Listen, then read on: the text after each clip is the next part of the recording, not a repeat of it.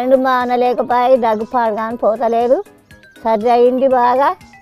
ఏం చేయాలి ఓ అమ్మమ్మ పొయ్యి కాడ ఏం చేస్తున్నావే సలిమంట కాపుతున్నావు చలిగాలి సత్తయ్య పొయ్యి మీద ఏముందో కనిపిస్తలేదా నీకు పొయ్యిలేమున్నారు నిఫ్కలు ఉన్నాయి అందులోకెళ్ళి పొగ వస్తున్నారు నాటేది పరాక్షం ఆడుతున్నావు ఇట్లాగా పొయ్యిలకెళ్ళి పొగ రాకుంటే రక్తం వస్తుందా సత్తయ్య అమ్మో సత్తిగాని మీరనే పంచలేస్తున్నావా ఆయే చాలా ఆగొద్దన్న గారనే మళ్ళీ ఎందుకు చేస్తున్నావు కాదు పిల్లగా ఇన్ని ఏడు నీళ్ళు కాగబెట్టుకుంటున్నా కుస కుస దగ్గుతూనే ఉన్నావు మళ్ళీ డబ్బరులో చక్కెరాంతి బుక్కుతున్నావా ఏమన్నా చిన్నపిల్లనా చక్కెర బుక్కరికి మళ్ళీ ఎందుకు దగ్గుతున్నావు సర్ది కూడా అయినట్టు అనిపిస్తున్నది జరా ఉడుకులీలల్లా ఇంత పసుపు ఫలుగురా లేచి ఆవిరి పీల్చకపోయినవే ఆవిరి తీసుకున్నా పోతలేదు ఈ సర్ది పాడుగాను శివుల దగ్గరికి పోయి గోళీలు తెచ్చుకొని వేసుకున్నా పోతలేదు మందు గోలు వేసుకుంటేనేమో 6 దినాలల్లో పోతుంది గోలు వేసుకోకుంటే అన్వీక్లో పోతుంది ఏం పిల్లగో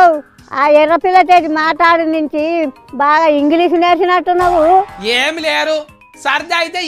వేసుకోకున్నా 6 దినాలలో అదే వెళ్ళిపోతుంది ఏం చేసినా పోతలేదు సత్తి శంక మీద ఆమె నేర్చి బట్టలు కట్టి ఇట్లా ఆసన చూడు జర తక్కువ అవుతుంది అబ్బో తాతకే దగ్గులు నేర్పినట్టుంది మళ్ళీ ఏరుకుండి కూడా గట్లెందుకు చేస్తున్నావే దగ్గు పరిచయం ఎందుకు వస్తలేరు చల్లయిల్లు అలా తానం చేస్తున్నావా ఈ పిల్లగానికి నా వారే ఈ చలికి సన్నీళ్ళతో తానం చేస్తానా నేను ముసలాన్ని తాత ఎట్లున్నాడే ముసలోడు కూడా దగ్గుతున్నాడా ఏంటిది ఈ చలికి ముసలాడు కూడా దగ్గుతుండు ఓ సుక్కేసినా వంటలేడు తిడుతున్నాడా తాగొచ్చి ఇంకేం తిడతాడు బిడ్డ దగ్గి ముక్కు పూసుకొని పండుకుంటుండు చలికాలం వస్తే గంతేనే మొన్న అక్కకు కూడా మస్తు సర్దయింది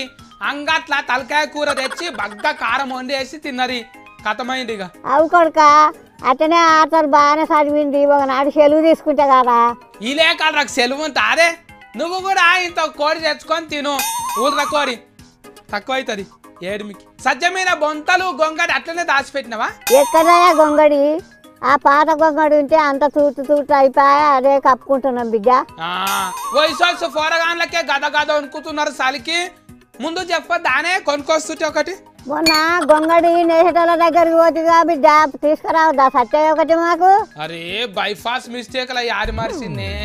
దోస్తుగా అంతో పంపిస్తూకో నీ కడుపు చల్లగా ఉండ సత్తయ్య మయ్యగా నీ ఒకటి పంపి నాయన నీ కాలు ముక్తా